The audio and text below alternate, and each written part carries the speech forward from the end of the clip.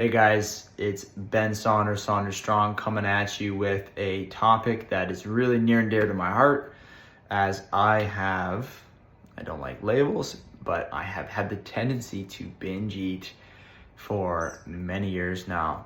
And this year has really been a shift for me, a change in the positive, the right direction. And quite honestly, the past few months, I haven't struggled with binge eating at all. There might be the odd time where I have a little bit too much, but nothing like it what it used to be for me. And if you're struggling with this, whether you're a guy or a girl, I think a lot of people do binge eat quite often. They overeat, and it's, even if it is healthy food, it's still not good for you to be over consuming. So I'm gonna give you a couple tips that worked for me and that could hopefully work for you to eliminate this reoccurrence, this bad habit. So number one, you're gonna wanna go to a low fat, high carb diet with low to moderate protein. So that's gonna look different for everybody. Now, my message is to a vast majority of people. I've done this as a vegan, and I've done this as a meat eater. Past few months was with lean protein at night, all the fruit I wanted during the day, and I would have starch with that protein. Now, in that experiment, which was about 2 months, my weight fluctuated like a few pounds. We're talking 3 pounds over 6 weeks, where I was actually paying attention to my weight. So that was really impressive, as I've never had a diet where, one, I don't feel the need to overeat and binge eat, and two, it's just like I didn't track my calories at all. I was eating as much as I wanted.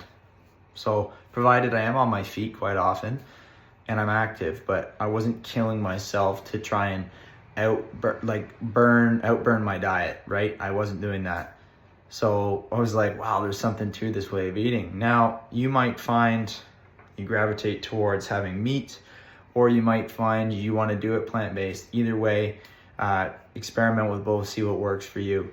But the big thing is keep your fat low. We're talking, if you're going to be measuring and you're tracking 40 grams or way less, right? So the daily requirement for fat for a human is quite low. I think we've been lied to about what we need, and most of us, I'm not really in that camp anymore. I'm pretty lean now. Most of us have a lot of fat on our body. So don't worry about where am I getting my fat from for my hormones. Pull your shirt up and see what kind of fat you have in your body. Your body's gonna chew on that. And then when you get lean, you can play with your fat intake after that. So that's the first thing. High carb, low fat diet of some variants, moderate to low protein. Like, if you're going to be tracking, you're eating meat, you don't need more than 1 pound a day unless you're a monster bodybuilder, a massive like 6'6" guy with 220 plus pounds. 100 grams of protein is going to cover almost everybody, or less. If you're a woman, much less. So anyways, play with that, play around. So high carb, low fat diet. Number two, stop adding salt to your food. So in my experience, recently I've been playing with low salt intakes, and that has an interesting effect on your satiety and your appetite. So there was rat studies done on this. Again, we're not rats, but it definitely correlates to humans, where salt was added to the food, and I think it drove their consumption by 20 or 30% and their appetite. So they would eat much more. So in the long run, that has an effect for people who are maybe trying to lose weight. And at the end of the day, we don't want to be eating more than we need, right? For health. Health is it's a not too much, not too little kind of mindset, right? So that's important to think about, right? So condiments are going to be the big one. Condiments like soy sauce has 1,000 milligrams per tablespoon of soy sauce is 1,000 milligrams of sodium, right? Which is way too high. The body only needs, I've read different numbers, anywhere from 150 to 300 milligrams of sodium, not salt. So don't try that. This will lower your appetite naturally. If you're trying to lose weight, it's excellent. You'll basically, if you have a starch or something like that, the only starch that you're gonna find enjoyable without salt on it is pretty much gonna be sweet potato. and maybe some squash. But it's going to tell you, okay, these other foods like rices, other grains, you're going to find that they're not that enjoyable without salt on them, which tells you maybe we shouldn't be eating them altogether. But it's a topic for another day. So that's the salt thing's big. Try and, if you're not going to do that, try and lower your salt intake on your foods. Maybe only put sea salt on your food, no sauces, and try that. So that will reduce your hunger drive like drastically. Trust me. If you're good, just try it. If you do anything, try the one or the first or second idea here that I've pitched your way. Just do that for a week and watch what happens. You'd be quite surprised.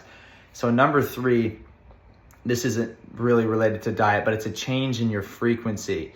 So most of us, especially me in the past, when I'm not feeling well and I dip into a low frequency state, so a contraction phase, right? I want to get out of that, and I've used food as a means to do that. So when you find yourself in a position where you're emotional, do not use food to get yourself out of that. Go and exercise. Blood oxidation. Get blood into your body, into your brain. Go for a walk. If you haven't just eaten a bunch of stuff, like if you've already eaten, then you don't want to go and do a bunch of burpees because you might throw up. But if you really feel like you're gonna, like, say you've eaten a meal and you find yourself like you're contemplating going out getting ice cream and donuts and some bad stuff, been there, trust me.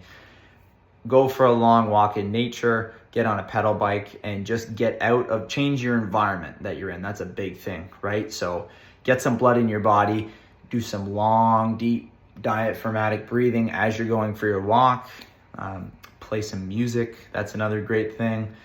Do some art. Basically, change your frequency, and you're going to change what you're seeing in your reality, right? So you're going to have that low frequency it's pretty much inevitable every day. We all have it.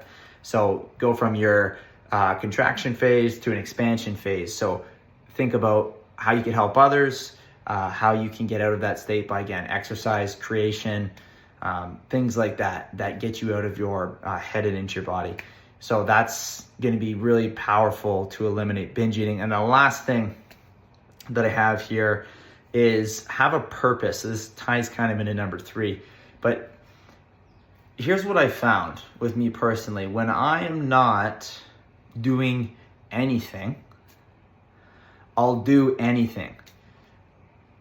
So does that make sense? When I'm not doing anything, I'm going to do anything that I want. And most of the time that's entertainment through food, pleasuring myself, or some external means of entertainment, right? And if you don't have a purpose, you're constantly going to be running to things, chasing pleasure from entertainment, YouTube, watching videos mindlessly, right? Without actually integrating what you're learning.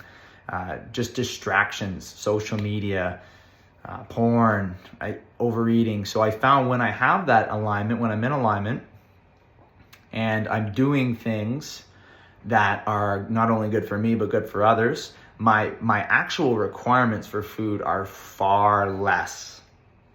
Now, this is something that's almost supernatural that science probably won't be able to explain, but this is the soul food, right? This is the singing, the dancing, the communicating with people, creating music, right? All of these things feed us at a very different level. This is the spiritual food that we all need.